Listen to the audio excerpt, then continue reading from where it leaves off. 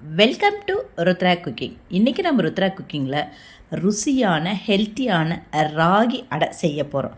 அது எப்படி சேர்த்து நம்ம வீடியோக்குள்ளே போயிட்டு பார்க்குறதுக்கு முன்னாடி நம்ம சேனலை மறக்காமல் சப்ஸ்கிரைப் பண்ணிக்கோங்க, சமையல் பண்ணுங்கள். ரொம்ப ரொம்ப சந்தோஷமாக இருங்க. கஷ்டப்படாமல் இஷ்டப்பட்டு செஞ்ச சாதாரண சமையல் கூட சரித்திரம் படைக்கும். வாங்க எப்படி சேர்த்துன்னு பார்த்துடலாம்.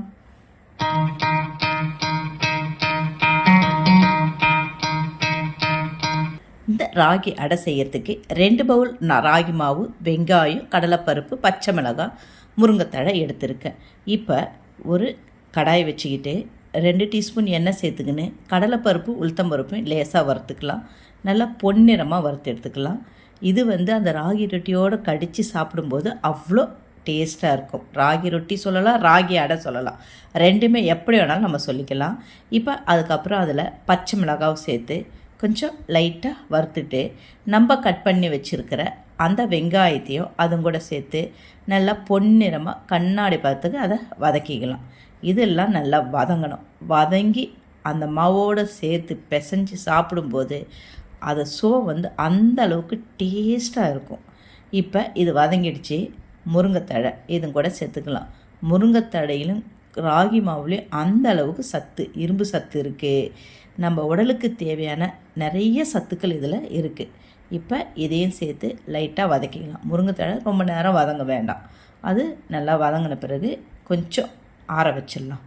இதையெல்லாம் வதங்கிட்டு நம்ம இது கரெக்டாக இருக்கும். இப்போ எப்படி நம்ம ஸ்டவ் ஆஃப் பண்ணிவிட்டு கொஞ்சம் நேரம் ஆறட்டும். அதுக்குள்ளே ஒரு கிண்ணம் எடுத்துக்கிட்டு நான் 2 பவுல் மாவு எடுத்துருக்கேன் இல்லையா, அதை அந்த கிண்ணத்தில் சேர்த்துக்கிட்டு இதுக்கு தேவையான அளவான உப்பு ஒரு 1.5 டீஸ்பூன் உப்பு போட்டுருக்கேன்.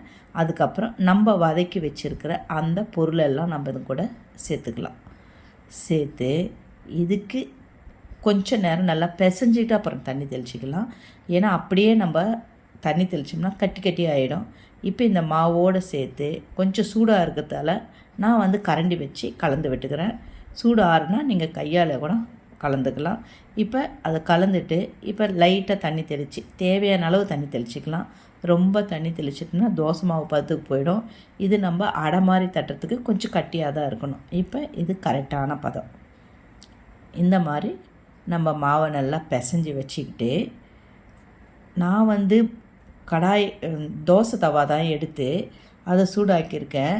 இதில் நான் டைரெக்டாக அப்படியே மாவு எடுத்து தட்டுறேன். உங்களுக்கு அப்படியே தட்டுறதுக்கு முடியலைன்னா ஒரு வாழை இலையில் தட்டி அதுக்கப்புறம் தோசை தவா மேலே அதை சேர்த்துக்கலாம். நான் டைரெக்டாக தான் தட்டுறேன். இப்போ இதில் நம்ம ரொம்பவும் தடிமனாக இல்லாமல் ரொம்பவும் மெலிசாக இல்லாமல் அளவோடு தட்டிட்டு லேசாக அது மேலே எண்ணெயை ஸ்ப்ரே பண்ணிக்கலாம். ஸ்ப்ரே பண்ணிட்டு திருப்பி போட்டுட்டு இப்போ கொஞ்சம் சிம்மில் வச்சுக்கோங்க. ரொம்ப ஹையில் வச்சிங்கன்னா தீஞ்சிடும். இப்போ இந்த அளவு கரெக்டாக வச்சுக்கிட்டு 2 பக்கமுமே லைட்டாக எண்ணெயை ஸ்ப்ரே பண்ணிக்கணும். இப்போ 2 பக்கம் நல்லா திருப்பி போட்டு ஒரு 2 நிமிஷம் 3 நிமிஷம் இதை நல்லா வேக வச்சு எடுத்துக்கலாம். இப்போ பதமாக கரெக்டாக இருக்குது. இந்த மாதிரி இருக்கிற மாவெல்லாம் நம்ம அடையாக செஞ்சு எடுத்துக்கலாம். இதுக்கு வெங்காய சட்னி, தேங்காய் சட்னி, வேர்க்கடலை சட்னி எது வேணாலும் தொட்டுக்கணும். சாப்பிட அவ்வளோ அருமையாக இருக்கும். இப்போ நம்மளுக்கு ராகி அடை ரெடி ஆகிடுச்சு. இது எவ்வளோ சாஃப்டாக இருக்குது பாருங்கள். அப்படியே சாப்பிட்லாம். சட்னி கூட தொட்டுக்குன்னு சாப்பிட வேண்டாம். அந்த அளவுக்கு அவ்வளோ டேஸ்ட்டாக இருக்கும்.